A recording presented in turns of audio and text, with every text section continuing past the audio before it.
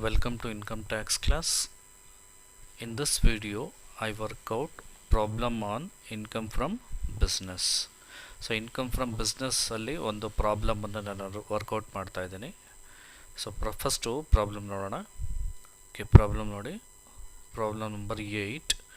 Mr. Ramar gives you the following profit and loss account for the previous year 2019-20 and compute his taxable business income. 1920 ಇದು profit and loss account ಕೊಟ್ಟಿದ್ದಾರೆ. Profit and loss ಅಕೌಂಟಲ್ಲಿ transactions ಇದೆ. So based on this profit and loss account we are asked to compute income from business. Income from ಬಿಸ್ನೆಸ್ಸನ್ನು ನಾವು find out ಮಾಡಬೇಕಾಗುತ್ತೆ as per income tax provisions. So first ನಾವು profit and loss ಅಕೌಂಟಲ್ಲಿ transactions ಇದ್ದಾವೆ. Adjustment ಏನೇನಿದೆ ಅಂತ ಒಂದ್ಸರಿ ನೋಡೋಣ. ಅಡ್ಜಸ್ಟ್ಮೆಂಟು ಓಕೆ, ಇದು ಅಡ್ಜಸ್ಟ್ಮೆಂಟ್. ಫಸ್ಟ್ ಒನ್ ಎಸ್ಟಾಬ್ಲಿಷ್ಮೆಂಟ್ ಎಕ್ಸ್ಪೆನ್ಸಸ್ಗೆ ಅಡ್ಜಸ್ಟ್ಮೆಂಟ್ ಇದೆ. Establishment expenses include ₹10,000 for repairs to house property. House ಪ್ರಾಪರ್ಟಿಗೆ ರಿಪೇರ್ಸ್ ಅಂತ ಖರ್ಚು ಮಾಡಿದರೆ ₹10,000, ಅದು ಎಸ್ಟಾಬ್ಲಿಷ್ಮೆಂಟ್ ಎಕ್ಸ್ಪೆನ್ಸಸ್ಸಲ್ಲಿ ಇನ್ಕ್ಲೂಡ್ ಆಗಿದೆ ಅಂತ ಅಡ್ಜಸ್ಟ್ಮೆಂಟ್ ಇದೆ.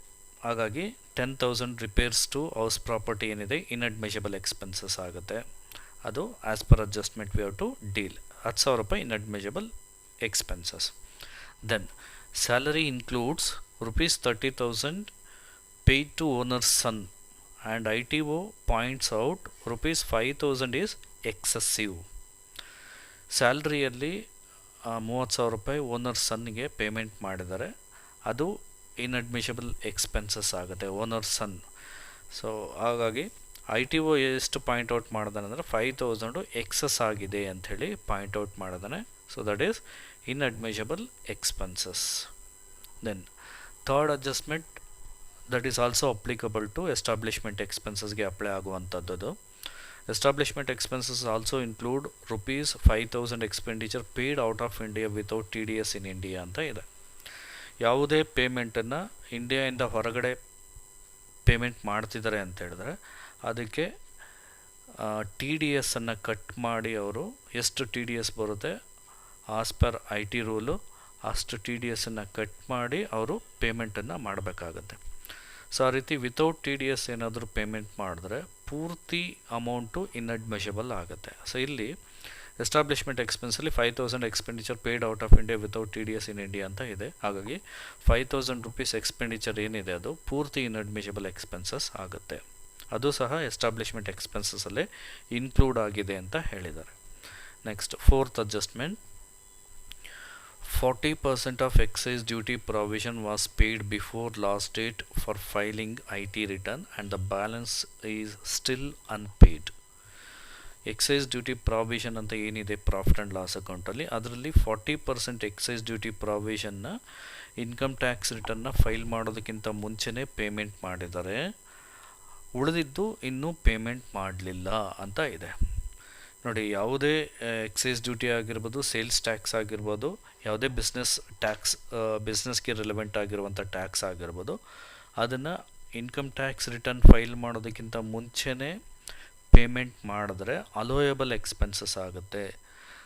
ಇನ್ಕಮ್ ಟ್ಯಾಕ್ಸ್ ರಿಟರ್ನ್ ಫೈಲ್ ಮಾಡಿದಾದಮೇಲೆ ಪೇಮೆಂಟ್ ಮಾಡಿದ್ರೆ ಇನ್ಅಡ್ಮಿಷಬಲ್ ಆಗುತ್ತೆ. ಇಲ್ಲಿ ಸ್ಪೆಸಿಫಿಕಾಗಿ ಹೇಳಿದ್ದಾರೆ ಬ್ಯಾಲೆನ್ಸ್ ಈಸ್ ಸ್ಟಿಲ್ ಅನ್ಪೇಯ್ಡ್ ಅಂತ, ಅಂದರೆ ಇನ್ನೂ ಪೇಮೆಂಟ್ ಮಾಡಲಿಲ್ಲ, ಡ್ಯೂ ಇದೆ ಅಂತ ಅರ್ಥ. ಹಾಗಾಗಿ 60% of excise duty provision is inadmissible. Next fifth adjustment. Depreciation allowable as per IT provision ₹50,000. Income tax ಪ್ರಕಾರ ಡಿಪ್ರಿಸಿಯೇಷನ್ ಎಷ್ಟು ಬರುತ್ತೆ ಅಂದರೆ 50,000 ಬರುತ್ತೆ. ಹಾಗಾಗಿ ನೀವು ಏನು ಮಾಡಬೇಕು ಅಂದರೆ P&L ಅಕೌಂಟಲ್ಲಿ ಕೊಟ್ಟಿರುವಂಥ ಡಿಪ್ರಿಸಿಯೇಷನ್ನ ಇನ್ಅಡ್ಮಿಷಬಲ್ ಅಂತ ತೊಗೊಂಡು ಮತ್ತು ಅಡ್ಜಸ್ಟ್ಮೆಂಟಲ್ಲಿರೋ ಡಿಪ್ರಿಸಿಯೇಷನ್ನ ಆ್ಯಸ್ ಪರ್ IT ಪ್ರಾವಿಷನ್ 50,000 ನೀವು ಮೈನಸ್ ಮಾಡ್ಕೋಬೋದು. ಆಗೇನಾಗುತ್ತೆ, ಒಂದು ಕಡೆ ಒಂದು ಇನ್ಅಡ್ಮಿಷಬಲ್ ಎಕ್ಸ್ಪೆನ್ಸಸ್ ಅಂತ ಡಿಪ್ರಿಸಿಯೇಷನು ಒಂದು ಕಡೆ ಆ್ಯಡ್ ಆಗುತ್ತೆ, ಮತ್ತಿನ್ನೊಂದು ಕಡೆ depreciation as per IT rules ಅಂಥೇಳಿ 50,000 ಮೈನಸ್ ಆಗುತ್ತೆ. ಆವಾಗ ಆಟೋಮೆಟಿಕ್ಕಾಗಿ ಡಿಫರೆನ್ಸ್ ನಿಮಗೆ ಅಡ್ಜಸ್ಟ್ ಆಗುತ್ತೆ. ಇಲ್ಲ ಅಂದರೆ ನಿಮ್ಮ ಡಿಫರೆನ್ಸ್ ಅಮೌಂಟನ್ನೇ ನೀವು ಕನ್ಸಿಡರ್ ಮಾಡಿಕೊಂಡು ಅಡ್ಜಸ್ಟ್ ಮಾಡ್ಬೋದು. ಬಟ್ ಅದಕ್ಕೆ ತುಂಬ ಕೇರ್ಫುಲ್ಲಾಗಿ ನೀವು ಮಾಡ್ಕೋಬೇಕಾಗತ್ತೆ. ನೆಕ್ಸ್ಟು ಈ ಡಿಪ್ರಿಸಿಯೇಷನಲ್ಲಿ ಪೇಟೆಂಟ್ ಡಿಪ್ರಿಸಿಯೇಷನ್ ಇನ್ಕ್ಲೂಡ್ ಆಗಿಲ್ಲ, ಟೆಕ್ನಿಕಲ್ ನೋಹೌ ಡಿಪ್ರಿಸಿಯೇಷನು ಇನ್ಕ್ಲೂಡ್ ಆಗಲಿಲ್ಲ ಅಂತ ಹೇಳಿದ್ದಾರೆ. ಈಗ ಪ್ರಾಬ್ಲಮ್ ನೋಡೋಣ. ಹಾಗಾಗಿ ಇದಕ್ಕೆ ಸಪ್ರೇಟಾಗಿ ಡಿಪ್ರಿಸಿಯೇಷನ್ನ ಚಾರ್ಜ್ ಮಾಡಬೇಕಾಗುತ್ತೆ. ಯಾವುದಕ್ಕೆ? ಡಿಪ್ರಿಸಿಯೇಷನ್ ಆನ್ ಪೇಟೆಂಟ್ಸು ಮತ್ತು ಡಿಪ್ರಿಸಿಯೇಷನ್ ಆನ್ ಟೆಕ್ನಿಕಲ್ ನೋಹೌ. ಟೆಕ್ನಿಕಲ್ ನೋಹೌ ಅಂದರೂ ಅದು ಒಂದು intangible asset, patent intangible asset. ಯಾವುದೋ ಒಂದು ಲ್ಯಾಬಲ್ಲಿ ಡೆವಲಪ್ ಮಾಡಿರುವಂಥ ಒಂದು ಹೊಸ ಫಾರ್ಮುಲಾನ ಅವರು ಪರ್ಚೇಸ್ ಮಾಡಿರ್ತಾರೆ. ಬೇರೆಯವರಿಂದ ಪರ್ಚೇಸ್ ಮಾಡಿದ್ರೆ ಅದನ್ನು ಪರ್ಚೇಸ್ ಮಾಡಿ ಅವರು ಯೂಸ್ ಮಾಡ್ತಿರ್ತಾರೆ, ಅದು ಇಂಟ್ಯಾಂಜಿಬಲ್ ಅಸೆಟ್ ಆಗುತ್ತೆ. ಹಾಗಾಗಿ ಅದಕ್ಕೂ ಡಿಪ್ರಿಸಿಯೇಷನ್ನ ಚಾರ್ಜ್ ಮಾಡಬೇಕಾಗುತ್ತೆ as per I T rule. As per I T rule ಎಲ್ಲ ಇಂಟ್ಯಾಂಜಿಬಲ್ ಅಸೆಟ್ಸ್ಗೆ 25% ಡಿಪ್ರಿಸಿಯೇಷನ್ ಇದೆ, ಅಷ್ಟನ್ನು ಚಾರ್ಜ್ ಮಾಡ್ಬೋದು. ಓಕೆ, ಈಗ ಪ್ರಾಬ್ಲಮ್ ನೋಡೋಣ. ಸೊ ಫಸ್ಟ್ ಪ್ರಾಬ್ಲಮಲ್ಲಿ ಅಡ್ಜಸ್ಟ್ಮೆಂಟ್ ಏನೇನಿದೆ ಅದನ್ನು ಮಾರ್ಕ್ ಮಾಡ್ಕೊಳ್ಳಿ. ಸ್ಯಾಲರೀಸ್ಗೆ ಅಡ್ಜಸ್ಟ್ಮೆಂಟ್ ಇದೆ, ಎಸ್ಟಾಬ್ಲಿಷ್ಮೆಂಟ್ ಎಕ್ಸ್ಪೆನ್ಸಸ್ಗೆ ಅಡ್ಜಸ್ಟ್ಮೆಂಟ್ ಇದೆ, ಡಿಪ್ರಿಸಿಯೇಷನ್ಗೆ ಅಡ್ಜಸ್ಟ್ಮೆಂಟ್ ಇದೆ, ಎಕ್ಸೈಸ್ ಡ್ಯೂಟಿ ಪ್ರಾವಿಷನ್ಗೆ ಅಡ್ಜಸ್ಟ್ಮೆಂಟ್ ಇದೆ. ಸೊ ಇದಿಷ್ಟು adjustment. These transactions are to be dealt as per the instructions given in the adjustment. ಅಡ್ಜಸ್ಟ್ಮೆಂಟಲ್ಲಿ ಏನು ಇನ್ಸ್ಟ್ರಕ್ಷನ್ಸ್ ಇದೆ ಅದರ ಪ್ರಕಾರ ಅದನ್ನು ನಾವು ಟ್ರೀಟ್ ಮಾಡ್ಕೋಬೇಕಾಗುತ್ತೆ. ಸೊ ಅದನ್ನು ಬಿಟ್ಟು ಉಳಿದಿರುವಂಥದ್ದು ನೋಡಿ, ರೆಂಟ್ ಆ್ಯಂಡ್ ಟ್ಯಾಕ್ಸ್ ಇದು ಬಿಸ್ನೆಸ್ ಎಕ್ಸ್ಪೆನ್ಸಸ್ ಆಗಿರೋದ್ರಿಂದ ಅಲೋಯಬಲ್ ಎಕ್ಸ್ಪೆನ್ಸಸ್ ಅದು. Then establishment expenses are to be dealt as per adjustment ಪ್ರಕಾರ ಅದನ್ನು ವರ್ಕೌಟ್ ಮಾಡಬೇಕಾಗುತ್ತೆ. Then provision for doubtful debts ಅಥವಾ ಬ್ಯಾಡ್ ಡೆಟ್ಸ್ ಪೂರ್ತಿ ಇನ್ಅಡ್ಮಿಷಬಲ್ ಎಕ್ಸ್ಪೆನ್ಸಸ್ ಆಗುತ್ತೆ. All provisions are inadmissible expenses. Then 2 publicity, it is a part of business expenses, ಅದು ಒಂದು advertisement, ಹಾಗಾಗಿ ಅದು ಅಲೋಯಬಲ್ ಎಕ್ಸ್ಪೆನ್ಸಸ್ ಆಗುತ್ತೆ. ನೆಕ್ಸ್ಟು ಪೇಟೆಂಟ್ ಪರ್ಚೇಸ್ಡ್, ಇದು ಕ್ಯಾಪಿಟಲ್ ಎಕ್ಸ್ಪೆಂಡಿಚರು 1 lakh ರೂಪೀಸು, ಅದು ಪೂರ್ತಿ ಇನ್ಅಡ್ಮಿಷಬಲ್ ಎಕ್ಸ್ಪೆನ್ಸಸ್ ಆಗುತ್ತೆ. ಬಟ್ ಅದಕ್ಕೆ ಡಿಪ್ರಿಸಿಯೇಷನ್ನ 25% ಡಿಪ್ರಿಸಿಯೇಷನ್ನ ಚಾರ್ಜ್ ಮಾಡ್ಬೋದು as per I T rule. Next technical knowhow, ಇದು ಇಂಟ್ಯಾಂಜಿಬಲ್ ಅಸೆಟ್ಟೆ, ಇದು ಇನ್ಅಡ್ಮಿಷಬಲ್ ಆಗುತ್ತೆ. ಪೂರ್ತಿ 1 lakh ರೂಪೀಸನ್ನ ಇನ್ಅಡ್ಮಿಷಬಲ್ ಎಕ್ಸ್ಪೆನ್ಸಸ್ ಅಂತ ತಗೋಬೇಕಾಗುತ್ತೆ. ಬಟ್ ಅದಕ್ಕೆ ಡಿಪ್ರಿಸಿಯೇಷನ್ನ ಚಾರ್ಜ್ ಮಾಡಬಹುದು. ಬಟ್ ಇಲ್ಲಿ ಡಿಪ್ರಿಸಿಯೇಷನ್ ಚಾರ್ಜ್ ಮಾಡಬೇಕಾದ್ರೆ ಇಲ್ಲೇ ಬ್ರಾಕೆಟಲ್ಲಿ ಸ್ಪೆಸಿಫೈ ಮಾಡಿದ್ರೆ ವಿಚ್ ಈಸ್ ಬಾಟ್ ಅಥವಾ ಪರ್ಚೇಸ್ಡ್ ಆನ್ 1/1/2020 ಅಂತ ಇದೆ. 1st January 2020 ಟೆಕ್ನಿಕಲ್ ನೋಹೌವನ್ನು ಪರ್ಚೇಸ್ ಮಾಡಿದ್ದಾರೆ. ಹಾಗಾಗಿ ಆ ಅಸೆಟ್ನ 3 ತಿಂಗಳು, ಆ ಅಸೆಟ್ಟು ಅಂದರೆ ಆ ಇಂಟ್ಯಾಂಜಿಬಲ್ ಅಸೆಟ್ ಏನಿದೆ ಅದನ್ನು 3 ತಿಂಗಳು ಮಾತ್ರ ಯೂಸ್ ಮಾಡಿದ್ದಾರೆ. ಅಂದರೆ which is put to use less than 180 days, 180 ದಿವಸಕ್ಕಿಂತ ಕಡಿಮೆ ಯೂಸ್ ಮಾಡಿದರೆ ಆ ಫೈನಾನ್ಷಿಯಲ್ ಇಯರಲ್ಲಿ. ಹಾಗಾಗಿ ಪ್ರಿಸ್ಕ್ರೈಬ್ಡ್ ಪರ್ಸೆಂಟೇಜ್ ಆಫ್ ಡಿಪ್ರಿಸಿಯೇಷನ್ ಏನಿರುತ್ತೆ ಅದರಲ್ಲಿ ಅರ್ಧ ಮಾತ್ರ ನಾವು ತಗೋಬೇಕಾಗುತ್ತೆ. ಸೊ ಟೆಕ್ನಿಕಲ್ ನೋಹೌಗೆ ಡಿಪ್ರಿಸಿಯೇಷನ್ನ ಕ್ಯಾಲ್ಕುಲೇಟ್ ಮಾಡಿ ಅದರಲ್ಲಿ ಅರ್ಧ ಡಿಪ್ರಿಸಿಯೇಷನ್ನ ಮಾತ್ರ ತಗೋಬೇಕು. ಯಾಕೆಂದರೆ ಅದು 180 ದಿವಸಕ್ಕಿಂತ ಕಡಿಮೆ ಯೂಸ್ ಮಾಡಿದರೆ ಆ ಫೈನಾನ್ಷಿಯಲ್ ಇಯರಲ್ಲಿ. ಇದು next depreciation as per adjustment, excise duty as per adjustment, then donation to national laboratory. ನೋಡಿ, ಇದು typical adjustment. National lab scientific ರಿಸರ್ಚ್ಗೆ ಅಂತೇಳಿ ಡೊನೇಷನ್ನ ಕೊಡ್ತಾ ಇರುವಂಥದ್ದು. ಇಲ್ಲಿ ಏನಕ್ಕೆ ನ್ಯಾಷನಲ್ ಲ್ಯಾಬೊರೇಟರಿಗೆ ಕೊಡ್ತಾ ಇದ್ದಾರೆ. ಈ ಡೊನೇಷನನ್ನು ನೀವು as per income tax provision all donations are inadmissible but except donation made to scientific research. Scientific ರಿಸರ್ಚಿಗೆ ಕೊಟ್ಟಿರುವಂಥ ಡೊನೇಷನನ್ನು ಹೊರತುಪಡಿಸಿ ಇನ್ನೆಲ್ಲ ಡೊನೇಷನ್ಸು ಇನ್ಅಡ್ಮಿಷಬಲ್. ಈ ಪ್ರಾಬ್ಲಮಲ್ಲಿ ಸೈಂಟಿಫಿಕ್ ರಿಸರ್ಚ್ಗೆ ಅಂತೇಳಿ ನ್ಯಾಷನಲ್ ಲ್ಯಾಬೊರೇಟರಿಗೆ ಡೊನೇಷನ್ಸ್ನ ಕೊಟ್ಟಿದ್ದಾರೆ. ಸೊ ಡೊನೇಷನ್ ಕೊಟ್ಟಿರುವಂಥದ್ದು as per I T rule 150% are eligible to claim deduction. 150% ಅವರು ಡಿಡಕ್ಷನ್ ಆಗಿ ಕ್ಲೈಮ್ ಮಾಡ್ಕೋಬಹುದು. ಕೊಟ್ಟಿರುವಂಥದ್ದು ಎಷ್ಟು ಡೊನೇಷನ್ನು 50,000 ಕೊಟ್ಟಿದ್ದಾರೆ ಡೊನೇಷನ್ನು. ಹಾಗಾಗಿ ಅದನ್ನು ನಾವು 150% ಡಿಡಕ್ಷನ್ನ ಕ್ಲೈಮ್ ಮಾಡ್ಕೋಬೋದು. ಇನ್ನೂ 50% ಡಿಡಕ್ಷನ್ನ ಎಕ್ಸ್ಟ್ರಾ ಕ್ಲೈಮ್ ಮಾಡ್ಕೋಬಹುದು. ಇದಿಷ್ಟು ಪ್ರಾಬ್ಲಮ್. ಸೊ ಹಾಗಾಗಿ ಡೊನೇಷನ್ ಏನು ಕೊಟ್ಟಿದ್ದಾರೆ ನ್ಯಾಷನಲ್ ಲ್ಯಾಬೊರೇಟರಿಗೆ, it is for scientific research, contribution made to national laboratory for scientific ರಿಸರ್ಚ್ಗೆ ಅಂತೇಳಿ ಡೊನೇಷನ್ನ ಕೊಟ್ಟಿರುವಂಥದ್ದು ನ್ಯಾಷನಲ್ ಲ್ಯಾಬೊರೇಟರಿಗೆ. As per income tax provision ಏನು ಡೊನೇಷನ್ ಕೊಟ್ಟಿರ್ತಾರೆ ಅದಕ್ಕಿಂತ ಜಾಸ್ತಿ ಅವರು ಡಿಡಕ್ಷನನ್ನು ಕ್ಲೈಮ್ ಮಾಡ್ಕೋಬೋದು. ಎಷ್ಟು ಅಂದರೆ 150%. ಅಂದರೆ 150% ಅಂದರೆ ಈಗಾಗಲೇ 50,000 ಕೊಟ್ಟಿದ್ದಾರೆ. 50,000ಕ್ಕೆ ಇದು 100 ಆಯಿತು. ಇನ್ನು 25,000 ಎಕ್ಸ್ಟ್ರಾ ಡಿಡಕ್ಷನನ್ನು ಅವರು ಕ್ಲೈಮ್ ಮಾಡ್ಕೋಬೋದು.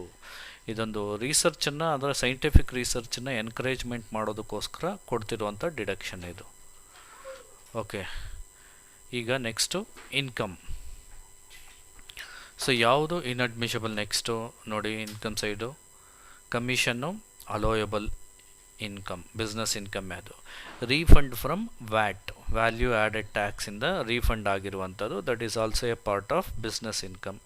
ವ್ಯಾಟನ್ನು ಬಿಸ್ನೆಸ್ ಎಕ್ಸ್ಪೆನ್ಸಸ್ ಅಂತ ಟ್ರೀಟ್ ಮಾಡಿರೋದು, ಹಾಗಾಗಿ ಬಂದಿರೋಂಥ ರೀಫಂಡು ವ್ಯಾಟಿಂದ ಬಂದಿರೋಂಥ ರೀಫಂಡು ಬಿಸ್ನೆಸ್ ಇನ್ಕಮ್ಮೇ ಆಗುತ್ತೆ. Next, refund of excise penalty. Penalty ಅನ್ನೋದೇ ಒಂದು ಇನ್ಅಡ್ಮಿಷಬಲ್ ಎಕ್ಸ್ಪೆನ್ಸಸ್ಸು. ಎಕ್ಸೈಸ್ ಪೆನಾಲ್ಟಿಯಿಂದ ರೀಫಂಡ್ ಬಂದರೆ that is not a business income. ಯಾಕೆಂದರೆ ಪೆನಾಲ್ಟಿನ ನಾವು ಬಿಸ್ನೆಸ್ ಇನ್ಕಮ್ ಅಂತ, ಬಿಸ್ನೆಸ್ ಎಕ್ಸ್ಪೆನ್ಸಸ್ ಅಂತ ಟ್ರೀಟ್ ಮಾಡೋದಿಲ್ಲ. ಹಾಗಾಗಿ ಅದರಿಂದ ಬರುವಂಥ ರೀಫಂಡ್ ಸಹ ಬಿಸ್ನೆಸ್ ಇನ್ಕಮ್ ಆಗೋದಿಲ್ಲ. ಹಾಗಾಗಿ ಇದು non business income. Then profit on sale of shares, non business income. Then rent from house property, non business income. ಯಾಕೆಂದರೆ ಈ ಹೆಡ್ಡಲ್ಲಿ ಬರೋದಿಲ್ಲ ಇದೆಲ್ಲ.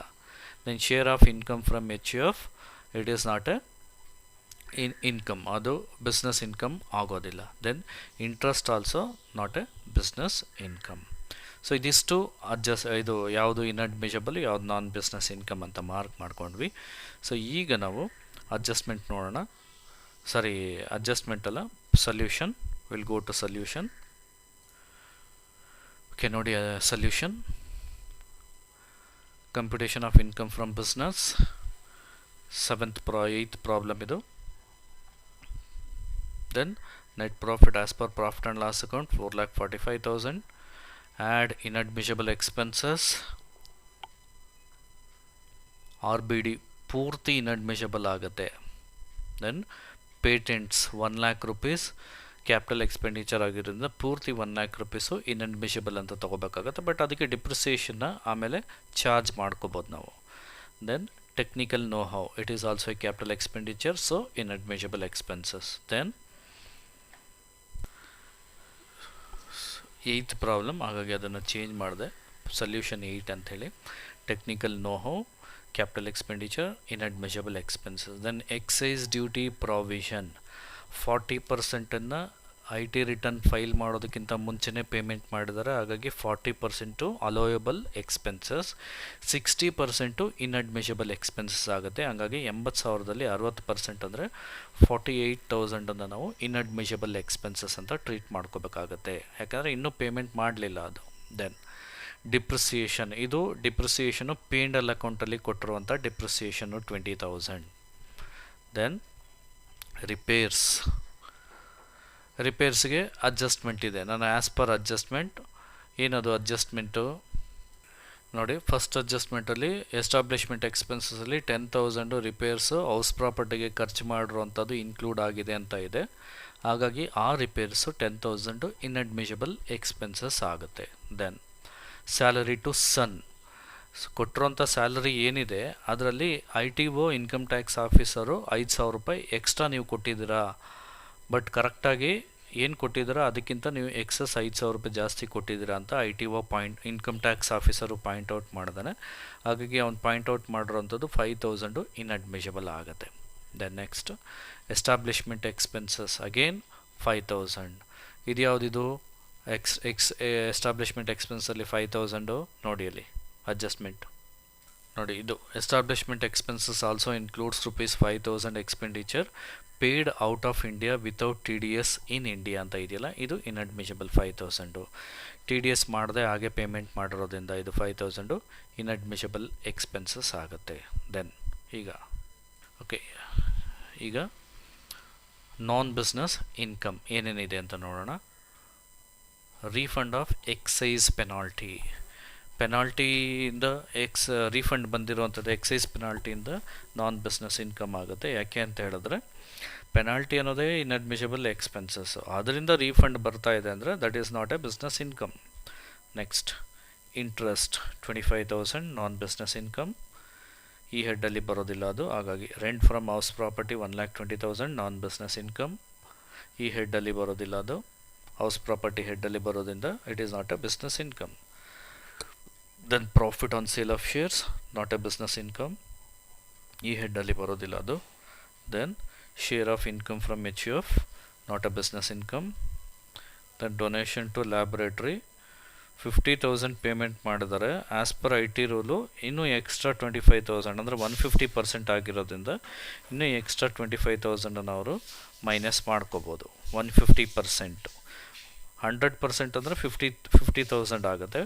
150% ಅಂದರೆ 75,000 ಆಗುತ್ತೆ. ಅವರು ಈಗ ಆಲ್ರೆಡಿ 50,000 ಪೇಮೆಂಟ್ ಮಾಡಿದರೆ ಇನ್ನೂ ಪೇಮೆಂಟ್ ಮಾಡಬೇಕಾದ್ರೆ ಇನ್ನೂ 25,000 ಡಿಡಕ್ಷನನ್ನು ಅವರು ಕ್ಲೈಮ್ ಮಾಡ್ಕೋಬೋದು. Then depreciation on patent 1 lakh into 25%, 25,000.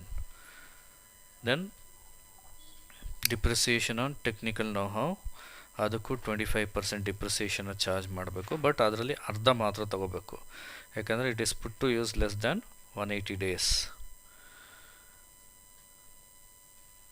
So total business inadmissible expenses 2,93,000.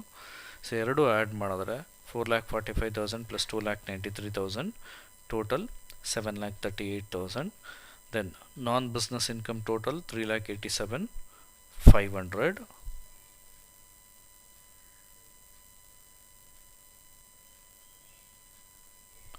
Then taxable income from business 3,50,500. So ಈಗ ಕೆಲವು ನೋಟ್ ಇದೆ, ನೋಟನ್ನು ನೋಡಿ. Note 1, donation to national laboratory is allowed as deduction to the extent of 150%. Hence remaining 50% rupees 50,000 is deducted. 50,000 ಅಲ್ಲ, ಇದು ಇನ್ನೂ extra, ಸಾರಿ ಅದು 50,000 ಅಲ್ಲ, 25,000 ಈಸ್ ಡಿಡಕ್ಟೆಡ್. ಇನ್ನೂ ಎಕ್ಸ್ಟ್ರಾ 25, ಯಾಕಂದರೆ 100% 50,000 ಆಲ್ರೆಡಿ ಡಿಡಕ್ಟ್ ಮಾಡಿದ್ದಾರೆ, ಮತ್ತು ಇನ್ನೂ ಎಕ್ಸ್ಟ್ರಾ 50% ಅಂದರೆ 25,000 ಡಿಡಕ್ಟ್ ಮಾಡಿದ್ದೀವಿ ಅಡಿಷ್ನಲ್ ಆಗಿ. Note 2, technical know how is purchased on 1/1/2020 purchase ಮಾಡಿದ್ದಾರೆ. 1st January 2020, ಅಂದರೆ ಲೆಸ್ ದ್ಯಾನ್ 180 days ಆಗುತ್ತೆ. Hence of amount of depreciation is to be taken into account. ಹಾಗಾಗಿ ಅರ್ಧ ಡಿಪ್ರಿಸಿಯೇಷನ್ ಮಾತ್ರ ನಾವು ತಗೋಬೇಕಾಗುತ್ತೆ, ಯಾಕೆಂದರೆ 180 ದಿವಸಕ್ಕಿಂತ ಕಡಿಮೆ ಯೂಸ್ ಮಾಡಿರ್ತಾರೆ, ಅಂದರೆ ಜನವರಿ, ಫೆಬ್ರವರಿ, ಮಾರ್ಚ್ ಫೈನಾನ್ಷಿಯಲ್ ಇಯರ್ ಎಂಡ್ ಆಗ್ಬಿಡುತ್ತೆ. ಸೊ ಹಾಗಾಗಿ 3 ತಿಂಗಳಿಗೆ ಅಂದರೆ 180 ಡೇಸ್ಗಿಂತ ಕಡಿಮೆ ಬರೋದ್ರಿಂದ ಅದಕ್ಕೆ ಅರ್ಧ ಡಿಪ್ರಿಸಿಯೇಷನ್ ಮಾತ್ರ ಚಾರ್ಜ್ ಮಾಡಬೇಕು. ಇದಿಷ್ಟು ನೋಟು. Okay, thank you.